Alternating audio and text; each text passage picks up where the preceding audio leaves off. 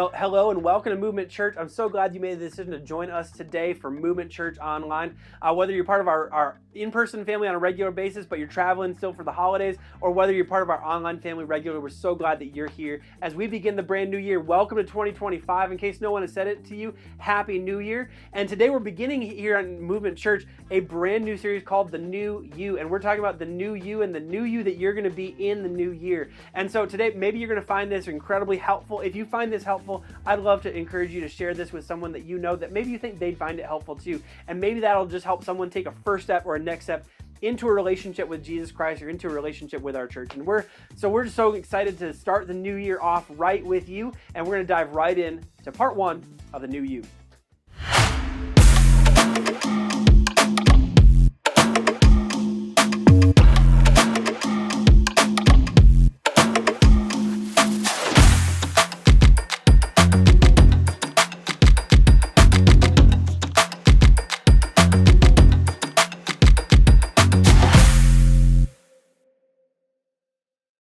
So here's a fun question as we begin a new year and as we begin a series called The New You. Which new you do you want to be this year? Like which new you, which new version of you do you actually want to be in the new year? Because at the start of a new year, we all tend to come into a new year, or at least most of us come into the new year with some ideas or some goals or what we call some resolutions of what we want to be different in our lives, or maybe who we want to be different from who we have been before. So the question is, which new you do you actually want to be in the new year? Here's a few versions of you that you might have in mind coming into the new year. Maybe you want to be a smarter you. Like you want to read X number of books. You want to learn a new language. Maybe you want to learn how to use AI. Like you want to learn something and become a smarter version of you in the new year. Maybe it's a healthier you. Like you want to eat healthier. You want to drink more water. You want to cut out unnecessary sugars. You've read some books that kind of make you want to be a healthier version of you, and you've got some ideas and you've got some resolutions, some thoughts of how to make that a reality. You want to be a healthier you. Maybe it's that you want to be a sober you. Like this is the year you get sober and you stay sober. You have a clear mind, you have a clear body. You're like, I want to be sober. I want to be sober for my kids. I want to be sober for my spouse. I want to be sober. I want to have a clear mind and a clean body. Maybe it's that there's a spiritual you, a more spiritual you. You want to get closer to God. Maybe you're going to start praying more. Maybe you want to read the Bible more. Maybe it's that you want to be the responsible you. This is the least exciting one on my list, I promise. Like, oh yeah, that's what I want to be. I want to be responsible. Yeah. But you're going to take responsibility. You're going to own the things that you should own. You're going to take responsibility for your finances, take responsibility as a parent, take responsibility as work. Like you're just going to be responsible. And by the way, if you did anything on the list, if you just did that one, chances are you might have the best year you've had in a long time. Like if responsibility has been a difficult thing for you, that might be the one that would actually make a huge difference for you. Maybe it's a relaxed you. Maybe you have been over responsible, right? Like this is the year that you find balance and you find rest. And for some of you, like you would have to take responsibility in order to find relaxation, take responsibility to find rest. Like you're gonna have to put a whole other thing on your to-do list, and it's gonna be called rest. And the only way you're gonna get it is to actually put it on your to-do list. Maybe it's to become the married you, right? You've been single long enough. This is time to get matched up and hitched. It's time to find someone, time to get together with someone, time to get married and settle down. Maybe it's the parent you. Maybe you've been married a while and you want an extra level of difficulty. Like maybe you've gotten a little bit bored with marriage, so you're like, let's raise the stakes a little bit. Let's bring another person into the equation. Let's get this level of difficulty up. Or maybe it's that you want to be the retired you. You've been working since you were 14 and it's time for you to retire and enter that stretch of life where work is no longer like going to work, being at work, working 40 hours a week is no longer part of the equation for you. You're going to retire. And you know what's awesome? All of those are great. Like every single one of those is great. Like, and if you did any of those things or became any of those things, chances are at the end of this year, you'd consider it a pretty good year and think that you became something better this year, because you probably would have. You probably will have. When you do if you're striving for retirement, if you want to become a parent, if you want to get married, if you want to be more responsible, if you want to be more relaxed, if you want to be more spiritual, if you want to be trendier, if you want to get healthier, if you want to get more fit, like chances are, like if you did any of those things, you actually would have become a better version of you. So there's absolutely nothing wrong with anything on that list or wanting the new you to be anything on that list. But For the next few weeks, I want to suggest another new you that might actually make it possible for you to become and stay the you that you actually want to be most. So here's the question. The question that we're going to launch into this series with is simply this. The new you that I want to talk about for the next few weeks is, what if this year the new you is the you that God knew? Like this year, what if the new you is the you that God knew? You, meaning there's a version of you that existed and God has known is in you from the very beginning, before sin and shame and distraction and failure and awkward situations and insecurity got hold of you and took their toll on you. And the question that we're going to dive into for the next few weeks is simply this. What if this year the new you was not simply about becoming a better version of the you that's been shaped by all of that mess, but what if this year was all about returning to the you that God has known as and has been calling you to be all along and since the very beginning of your life? What if this year you return to the you that God knew before your life knocked you down a peg and stole your confidence? What if this year you return to the you before your identity got all wrapped up in relationships that messed with your head? What if this year you return to the you that God knew before distractions turned your focus from the things that mattered most? See, what if this year you return to the you that you were made to be from the start?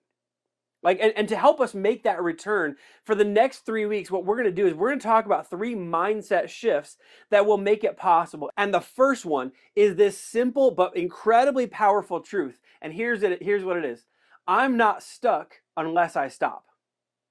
I'm not stuck unless I stop. So here's the question. Have you ever felt stuck? Like everyone's hands up at some point, right? Like stuck in a dead-end job, stuck in an addiction, stuck in a bad mood, stuck in illness, stuck in a toxic relationship, stuck in debt, stuck in discouragement, stuck with a disorder, stuck in some other situation, just plain stuck. Has anyone watching ever felt that? You don't need to like it. You can just raise your hand where you are. Or maybe, if you're watching with someone that maybe you feel stuck with them, maybe you're like, I'm just going to like silently, like, hands up in my pocket. Yeah. Now here's how I define stuck. Stuck is when you can't move forward and it seems there's nothing you can do about it. Stuck is when you can't move forward and it seems there's nothing you can do about it. And here's what you and I both know. When you feel stuck, the most natural thing to do is to stop. I'm stuck. I have no choice but to stop. Like you stop trying to move forward, you stop trying to improve, you stop trying at work, you stop trying at home, you stop pursuing friendship, you stop fighting, you stop striving. You stop because that's what stuck people do, right? If you're stuck, the natural thing is to stop and look around and try to figure out what to do next because I'm stuck, therefore I have to stop. Like I have to stop because I'm stuck. That's what you do when you're stuck. It's the most natural thing in the world to get stuck and then stop. But here's the challenging shift we have to make if at some point, if we're going to be the men and the women that God has made us to be. The only way that we're actually stuck is if we stop. So I'm not stuck unless I stop. I feel stuck. I feel as if there's no way forward. I feel like there's no way forward in this relationship. I feel like there's no way forward in our family life. I feel like there's no way forward when it comes to money. I feel like there's no way forward when it comes to job stuff. I feel like there's no way forward when it comes to fighting this addiction or fighting this bad habit. I feel like there's no way forward. And so obviously I'm stuck and so I stop. But what we need to figure out, what we need to embrace is this simple truth that we are not stuck unless we stop. The only way we actually truly become stuck is if we stop when we feel stuck. And look, I know the last thing that we need when we feel stuck is for someone to come along like it feels like I might be doing right now and tell us, well, just get over it and keep moving and just get over it and keep moving and just figure out a way to move forward. That's not what today is. What we need when we feel stuck is for someone to come alongside of us who is with us. And the good news in the middle of our stuck feeling is that you're not truly stuck unless you stop, and you never need to stop because God is with you in the middle of your fight. And if you're going to manage to not stop when you feel stuck, and if you're going to manage to move beyond that feeling of stuck and find your way forward and find forward progress and find forward motion or find movement in some direction, you're going to need the three things that we're going to talk about today. The first thing that we need to figure out is if we feel, when we feel stuck, so we don't stop, is that we need to figure out how to make sure that we don't argue for our limitations. Number one is don't argue for your limitations. Like when we have our limitations, like we get into this mode of thinking like, well, I've got this, I've always had this, like this is what's going on. I'm stuck because of my limitations. I'm stuck because this. I'm stuck because I only have so much time. I'm stuck because if you knew my situation, if you knew this, if you knew what was going on inwardly, if you know what it was like to live in my mind, if you knew what it was like to have my past, if you knew what it was like to have, like, everyone would know exactly why I'm stuck, and therefore this is where I'm gonna, like, there is no possibility of forward motion because of this stuff. And here's what happens when we're doing all that. We're arguing for our limitations. We're saying I can't move forward, I have blank. I can't move forward, there are all these obstacles that I have, like, that no one else has. Like, I would move forward if it wasn't for blank. I would change, but this is all I've ever known. And anytime we're doing that, what we're unintentionally doing is we're arguing for our limitations. We're defending our limitations. We're not defending what we're experiencing. We're actually defending the limitations. We're defending our experience. We're defending what we've always known. We're defending the very things that keep us from moving forward. And there's this phenomenal quote from a man named Les Brown. He was a motivational speaker, but he said this powerful thing. And if we get this in our heads, I'm just telling you, this may be the singular thought that transforms your year. If you argue for your limitations, you get to keep them.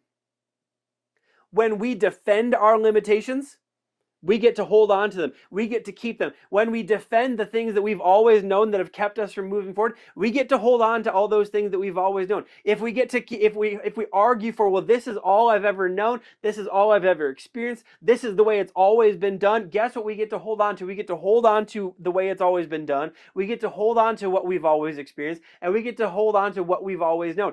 If you argue for your limitations, you get to keep them. If you tell yourself, well, they put me in a bad mood, guess what? You know this. You get to keep your bad mood. If you tell yourself, I have a short temper, it's just who I am, you get to keep your anger. But if you're burning through relationships and hurting people that you love because you get moody and you get angry, like, why would you defend that? Why be loyal to that version of yourself? Let's move just a little bit forward. Some of you go like, well, I'm moody and I get angry because that's what my mom did. That's what my dad did. And I'm just telling you, did it work for them? Did it work for the people that you learned it from? You look at their lives and you look at their relationship, like, it didn't work for them, but for some reason you adopted it and you're defending it in yourself. You're defending it because it's all you've ever known, it's all you've ever seen, it's all you've ever experienced. I'm just telling you, why are you defending the things that's wrecking your relationships? Or maybe on the other side of it, it's not so much that you are you actually go collecting evidence to support your feelings of limitation. So like you hear a whisper in your ear that you're worthless, and then you go collecting evidence from your past to back up that accusation. Or you feel too old to try something new, and you dig up all the old sayings you can think of as evidence that you are in fact too old to try something new. You know, you can't teach an old dog new tricks, right? This is what happened, in fact, to the nation of Israel as they were coming into the land that God promised them. So Moses, as they're on the edge of the promised land, Moses sent spies to check out the land, and here was their report. Numbers 13, starting in verse 31. It says, but the men who explored the land with them disagreed. We can't go up against them. They're stronger than we are. So they spread this bad report about the land among the Israelites. The land we traveled through and explored will devour anyone who goes to live there. All the people we saw were huge. We even saw giants there, the descendants of Anak. Next to them, we felt like grasshoppers, and that's what they thought too. So here's what they go. So you have a few spies go and they say, oh, the land is flowing with milk and honey. It's amazing. We should go. Like it's wonderful. It's a wonderful land. And these guys go and they say, well, no. We saw it a little bit differently. We saw a tough land, a hard land, a difficult land. We saw hard obstacles. We saw huge enemies. We saw the fact we actually saw ourselves through their eyes, and we see that we are small and insignificant in comparison. They were arguing for their obstacles and advocating for their limitations. The obstacles are a hard land, it's hard obstacles, there's big walls, and there are huge enemies. That's what we see. And because of what we saw, thinking of ourselves from their standpoint, well, we're small and insignificant. There's no, like, this is our limitation, and these are our obstacles. This is our limitation, and we're going to bat in front of the entire nation, advocating for our limitations and defending the obstacles. And it caused them to wander in the wilderness for the next 40 years, arguing for their limitations. It quite literally kept them stuck and stopped. Do you see that? The reason that God kept them in the wilderness for 40 years was this right here. That they were arguing for their limitations. They were arguing for their obstacles. They were saying, well, we can't possibly because of blank. And none of that changed in the next 40 years. But 40 years later, Moses had passed, and Joshua was now the leader of the nation of Israel. And so he decided to send some spies back into the land. And here came their report. Then the two spies came down from the hill country, crossed the Jordan River, and reported to Joshua all that had happened to them. The Lord has given us the whole land, they said, for all the people in the land are terrified of us. 40 years later, the land was still tough, the obstacles were still hard, the walls were still huge, the enemies were still large, and they were still small and insignificant in comparison. Matter of fact, they had actually shrunk as a nation by this point. Their numbers had decreased, but none of that gets mentioned. Not one, it doesn't matter that there are large walls. It doesn't matter that there are huge enemies. It doesn't matter that there are giants. It doesn't matter that there's a rocky, hard land. It doesn't matter any of that, because they notice, hey, you know what we saw? We actually took the time to listen. We took the time to hear. We actually took the time to listen to what they were saying. And I would imagine the people receiving the report were a little surprised, like, well, wait. What happened to the huge people and the giants and the obstacles and the hard land? What happened to the huge walls? What happened to the impenetrable defenses? What happened to any of that? And the two spies are going like, oh, it's all still there. But we actually took time to listen and to learn and hear from the people and I'm just telling you, the people there, they are terrified of us. The land is hard, but it's also good and fruitful. Why do you think the people are so big? We're not saying it's going to be easy, but we are saying it's ours for the taking. Because yeah, the obstacles are still there, but we're not advocating for them anymore. And yeah, we're still a smaller people than they are, but that's not a reason to go when God has given it to us. And yeah, their defenses are huge, but God is the ultimate weapon, and so we're walking with him. Our limitations and our obstacles are nothing compared when this is what God has given us. They saw the exact same thing, but they interpreted it very differently. And so here's the thing. What Les Brown said is true, but I would add something onto it. See, here's the thing. If you argue for your limitations, you get to keep them. But if you agree with God about your potential, you get to grow into it. This is also what eventually happened for the nation of Israel.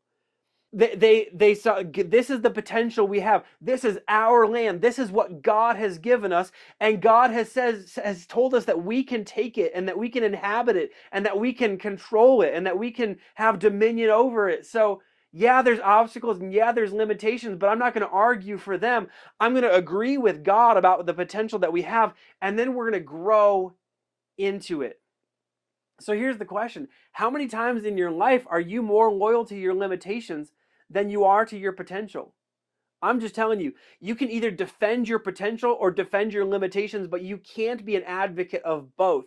And this doesn't mean you have to hate the version of you that got you this far. It just means you don't defend it and fight for it and advocate for it when it comes time to change. It starts, if we're going to figure out how to get unstuck and how to figure out forward progress, if we're going to figure out how to move past the things and the moments when we feel stuck, it starts by the simple idea I'm not going to advocate. I'm not going to fight for. I'm not going to defend my limitations. I'm not going to argue for my limitations one more moment because I don't want to keep my limitations.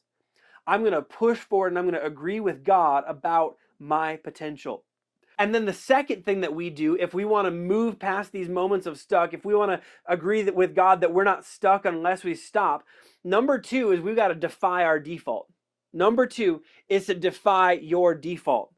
In Joshua 1, verses 5 through 9, again, another example from the life of Joshua. I do want to read this before I start talking about it. In Joshua 1, starting in verse 5, God is speaking to Joshua, who has just become the leader of the nation of Israel. Moses has just died. In fact, Joshua 1 begins with, Moses was dead. Now, and so Joshua becomes the leader of the nation of Israel, and he's in charge of this people that has lived for 40 years wandering the desert, but they know there's a promise that God has for them. And in Joshua 1, verse 5, God speaks to Moses, says this, no one will be able to stand against you as long as you live, for I will be with you as I was with Moses. I will not fail you or abandon you. There's that promise. I'll be with you. I'll be with you. I'll be with you. And you saw how I was with Moses. That's how I'm going to be with you.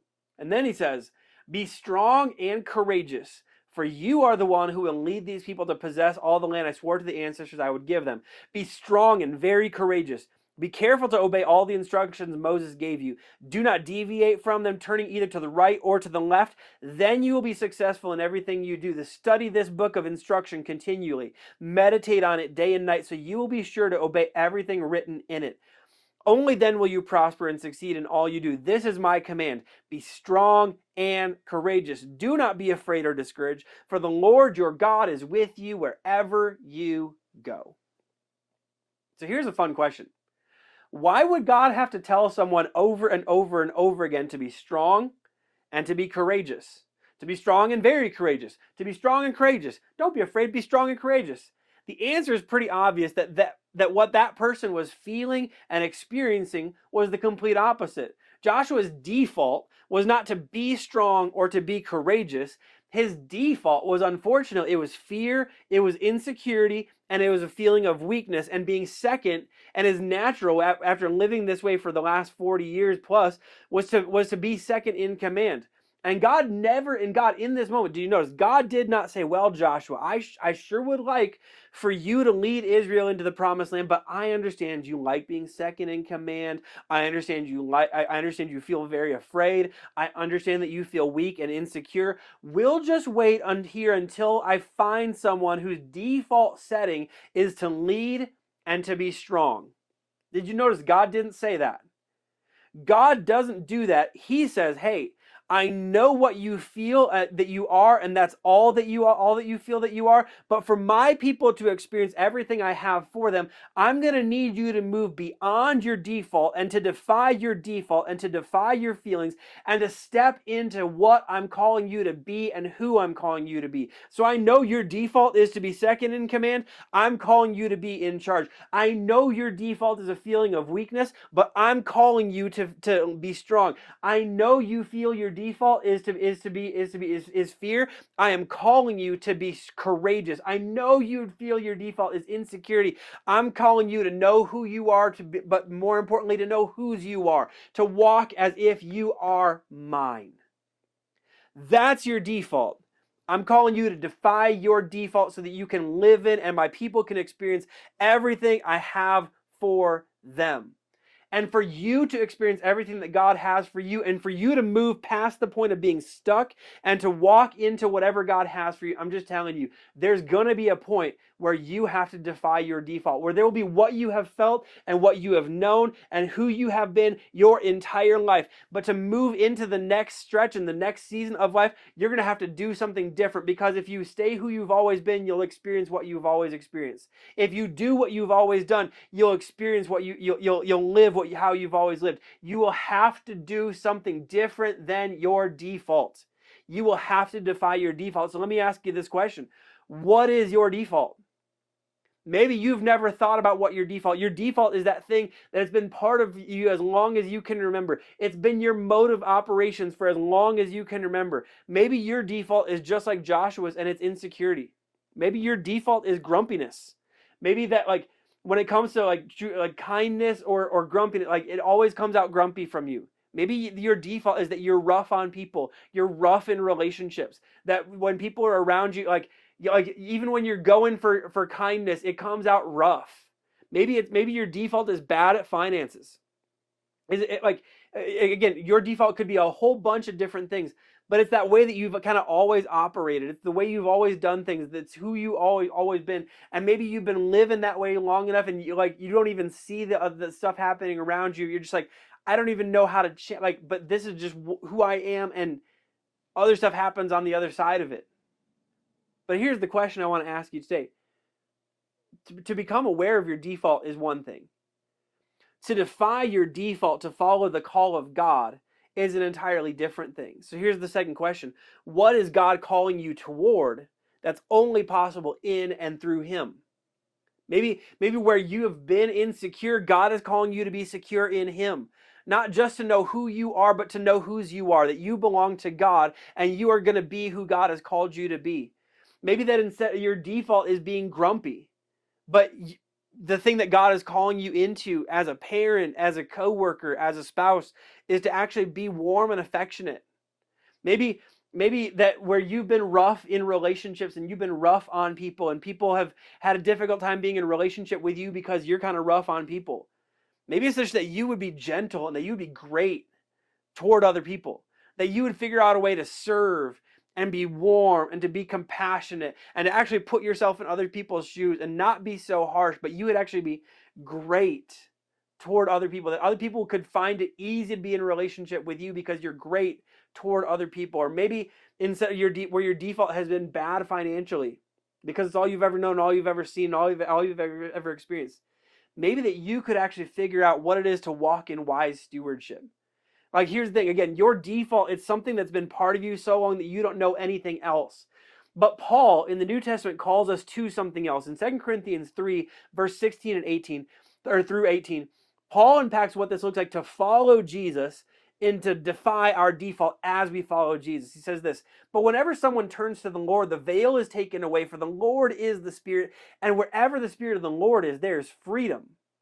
So all of us who have had that veil removed can see and reflect the glory of the Lord. And the Lord, who is the Spirit, makes us more and more like Him, more and more like Jesus, as we are changed into His glorious image.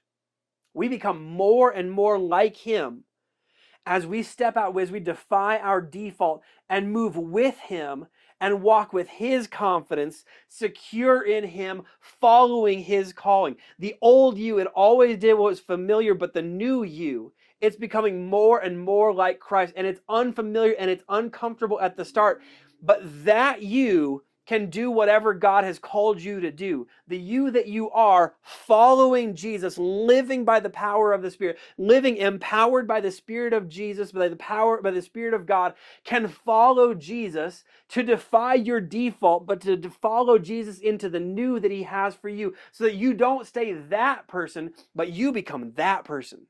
So that you don't stay the old you, you become the new you. You don't stay the you that you have become. You return to the you that God knew from the very beginning and has called you to be, and has been speaking to you and calling to you and nudging you to be all along. To move from what you have known into what He knows you can be. To move from what you have experienced to move into the experiences that He has for you. And I'm just telling you, as you lean into the Spirit of God, as you lean into God's confidence and God's strength and God's calling, you will become more and more and more and more and more the new you. But not just new like you think, the new you, the God that God has known you to be all along. So that's the first two things. You're gonna stop arguing for your limitations. You're gonna defy your default. And if you want to get unstuck, if you want to refuse to stop when you feel stuck, here's the third thing that you're going to do. You're going to shed the weight. You're going to shed the weight. Now, I know as we come into the new year off the holidays, so many of us are like, yeah, I'm trying to shed the weight. I put on a few pounds over Christmas. I didn't think you could see that through the screen. Thanks for bringing it up. No, and I'm not talking about that kind of weight. Although, hey, maybe we're talking about that weight. I don't know. But here's the type of weight that we are talking about. From Hebrews chapter 12, verse 1 and 2, the author of Hebrews says this: Therefore, since we are surrounded by such a huge crowd of witnesses to the life of faith, let us strip off every weight that slows us down, especially the sin that so easily trips us up. And let us run with endurance the race God has set before us. We do this by keeping our eyes on Jesus, the champion who initiates and perfects our faith. Love this passage. That part right in the middle of verse 1 where it says, let us strip off every weight that slows us down, especially the sin that so easily trips us up. There's this Greek word, that word strip off is this Greek word apotithemi. Apotithemi, which is a compound word. It's a combination word in the Greek language of two smaller Greek words. There's the word apo, which means away, and there's tithemi, which means lay down or set aside. So here's the idea. The idea of what this author is writing. It says, like, if we want to, because we're surrounded by such a huge crowd of witnesses to the life of faith, we're going to strip off. We're going to lay it down and move it away. The idea is not just removing it. That's so many of us like, I'm going to remove this bad habit. I'm going to remove this way of talking. I'm going to remove this way of thinking. I'm going to remove this way of treating the people around me. I'm going to remove this way of being. I'm going to remove it. But the idea of apotithemi is to lay it down and to deliberately push it out of reach. Because what you know about yourself, like I know about myself, is we all have some things that we have tried to set aside, but then we have a bad habit of picking it back up again. The moment we feel like we can't change anymore, the moment we feel like it got too hard to leave it aside, the moment we feel like the new us it has become a little bit more difficult than we thought, what we all tend to do is go, I'm gonna pick back up that old way. I'm gonna pick back up that old mindset. I'm gonna pick back up that old habit. I said I never would, and I said I never would, and I said I never would, and I said I never would. But if you knew how hard it is to live the new way, you'd go picking up that old familiar way too. I mean, maybe it's a bad habit. Maybe it's an insecurity. Maybe it's rough relationships or being drawn towards toxic relationships. Maybe it's a poor attitude. I don't know what it is for you, but there's something in your life that you have tried to lay down before.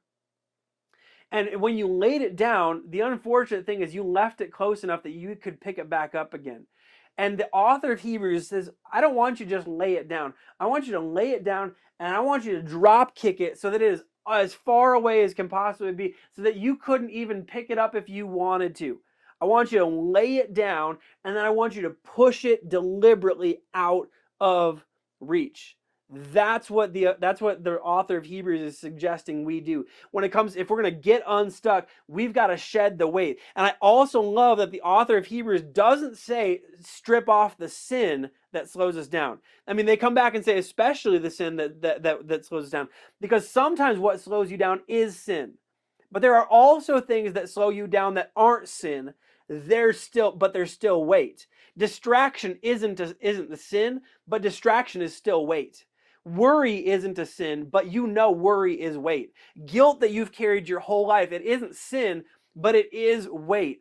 And this year, if you want to get unstuck, it might be that you need to shed that weight that you've been carrying. And look, it's possible you've been carrying it for so long, you don't even think of it as weight at this point. You're like, this is just part of me. This isn't even heavy anymore. But the people who know you best and care about you most, they all know that you're carrying weight that you were never meant to carry. They all know that guilt is something that no one but you has thought about in 30 years. They know that worry is all connected to things that have never happened and never will happen. Unfortunately, you have built up this thing to worry about. And it will not happen, and it never would happen, because it doesn't happen to anyone. And you're carrying it around, and you're like, it's not even really that heavy, but what everyone knows is you're carrying a load of worry that you were never meant to carry. Maybe it's distraction. The biggest thing that's holding you back is the small thing that you hold in your hand, and you're holding it in your hand all the time, and your world has become so small because what happens here is all that seems to matter to you. And all kinds of things are happening outwardly, but You're so focused on right here, on your phone, on the things that you're looking at on your phone. I'm just telling you, it's a distraction. It's not a sin, but it's still weight because it's keeping you from being who God called you to be and move how God has called you to move. And so here's the thing. For all of us, whether it's worry, whether it's distraction, whether it's guilt, whether it's something else, some bad habit, some difficult relationships, some relationships that maybe we need to just actually let go of and deliberately move ourselves away from, to shed it, we've got to actually deliberately push it out of reach. If we're going to actually shed the weight so that we can move forward, because here's what you know, it's time to shed that weight. It's time to shed that weight. The reason that you have been stuck is that you're carrying too much weight for the ground that you're walking in, and you're going to be stuck, and until you actually put off some weight, you're not going to be able to move how God has called you to move. And the second you throw off that weight and you deliberately put it out of reach, I'm just telling you, you're going to find, oh, it's weird. I had such a difficult time moving, and now I can move about so freely.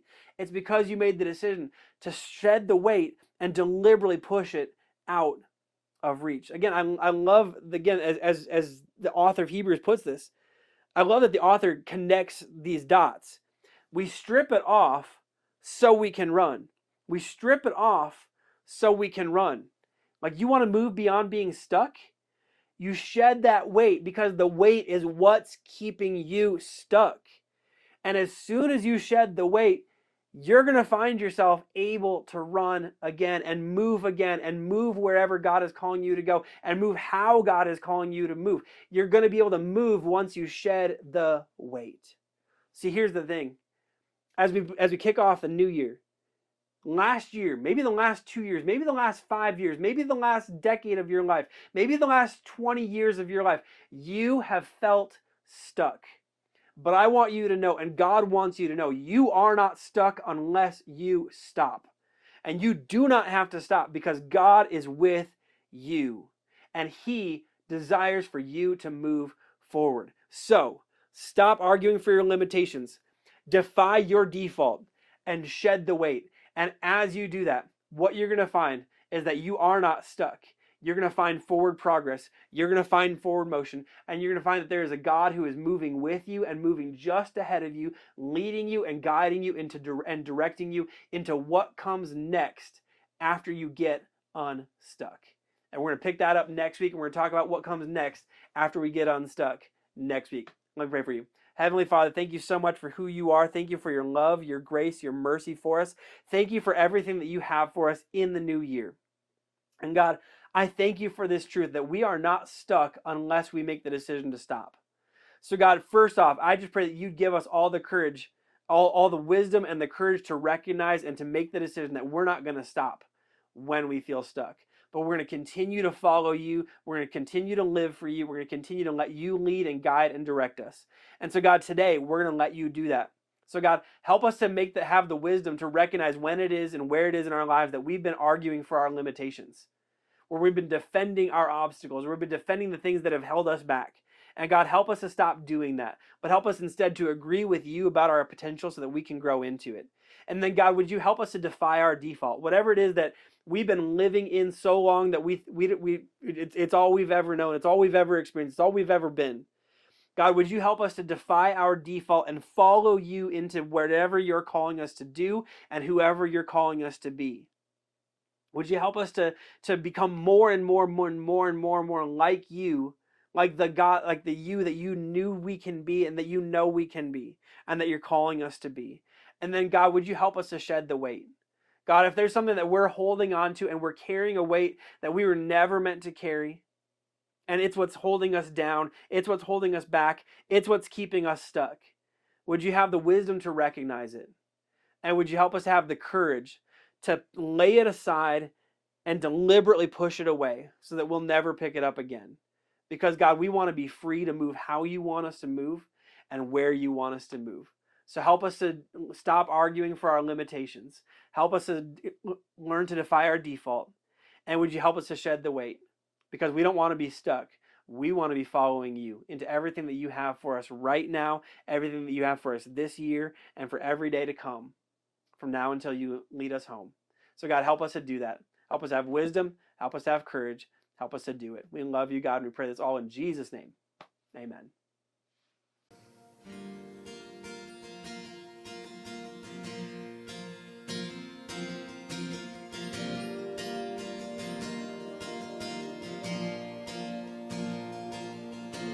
There is nothing that my God can't do.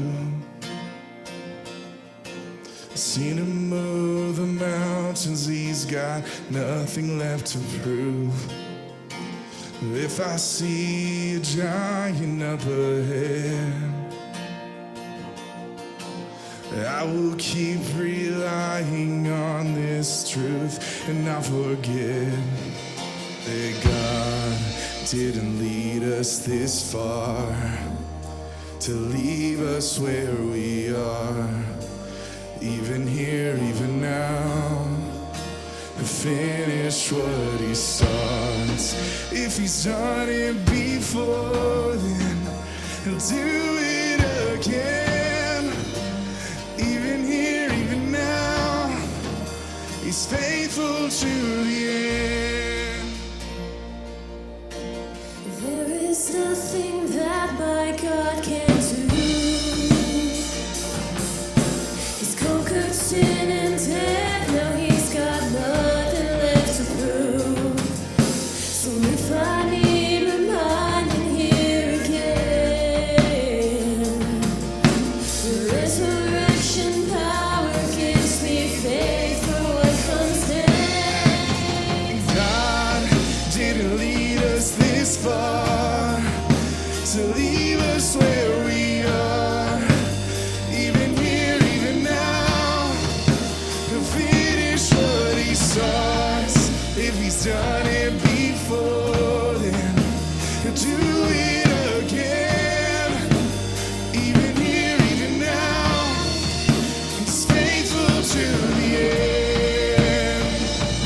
Oh, he's faithful to the end. Right here, 'cause right here, right now, let this place become your holy ground. As the praises rise, the walls come down. But until we see it, God will keep on singing. Sing again, right here. Right here, right now. Let this place become your holy ground.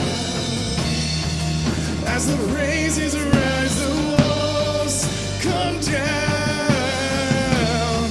So until we see it, God will keep on singing. And until we see it, God will keep believing that God didn't lead us this far to leave us where we are. Even here, even now, he'll finish what he starts. If he's done it before, then he'll do it again.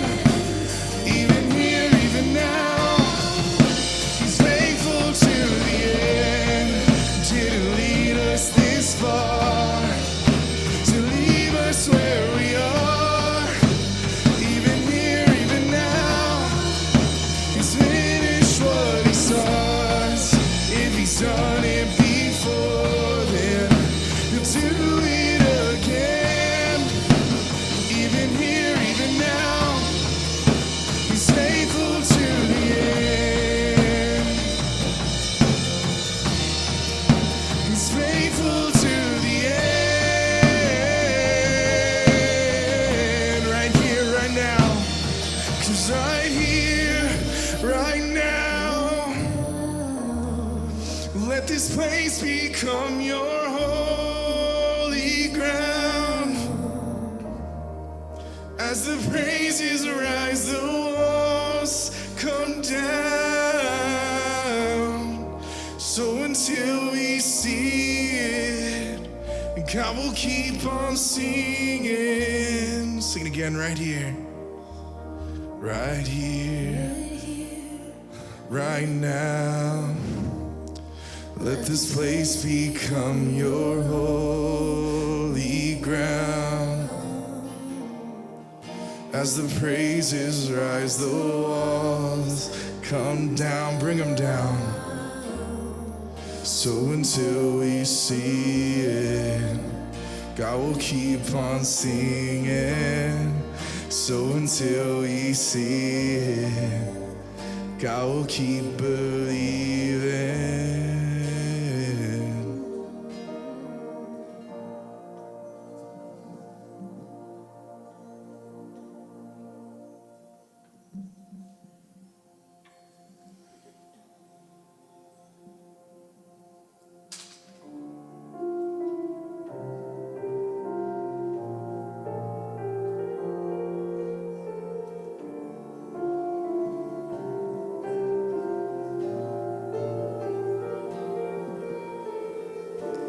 The Lord is my shepherd, and He is everything I need. So I will not worry, and I will not fear the enemy. He says that He loves me. He said that He's with me, even though I walk through the valley of shadow and death, and still I know He has good plans. He has good plans for me. So I will take heart in deserts and gardens, and He has good plans. He has good plans for me. If I know my Father, I know my Father has good plans.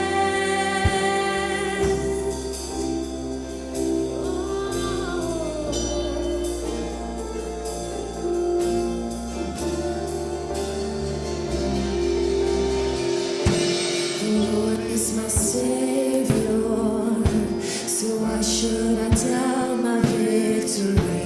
But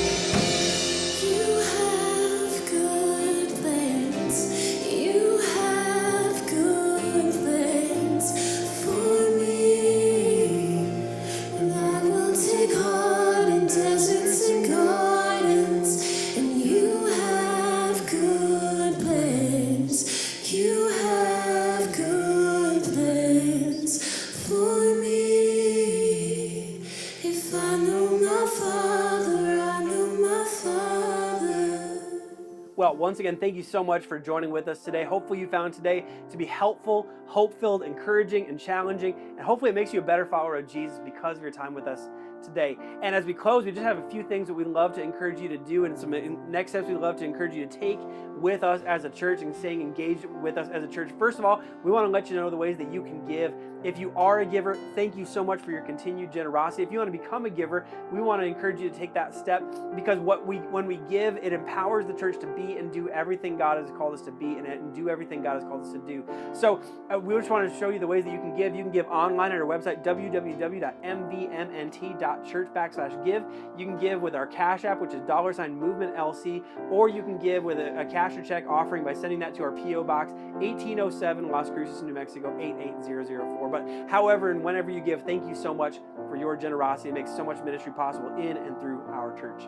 And then we also want to let you know, if you have a need, we would love to hear from you, so we know how we can be the church for you in your time of need. So if there's a way we can pray for you, a way we can pastor you, a way we can partner with you to meet your need, we want to hear from you so we know how we can be the church for you. So please reach out by phone, by Facebook, or by email, and we would love to know how to be the church for you in your time of need. So that's all we've got for you today. We'll look forward to seeing you next week, either in person or online, for week 2 of the New You. Until then, I hope you have a great day, a great week, and I hope you'll keep being the movement.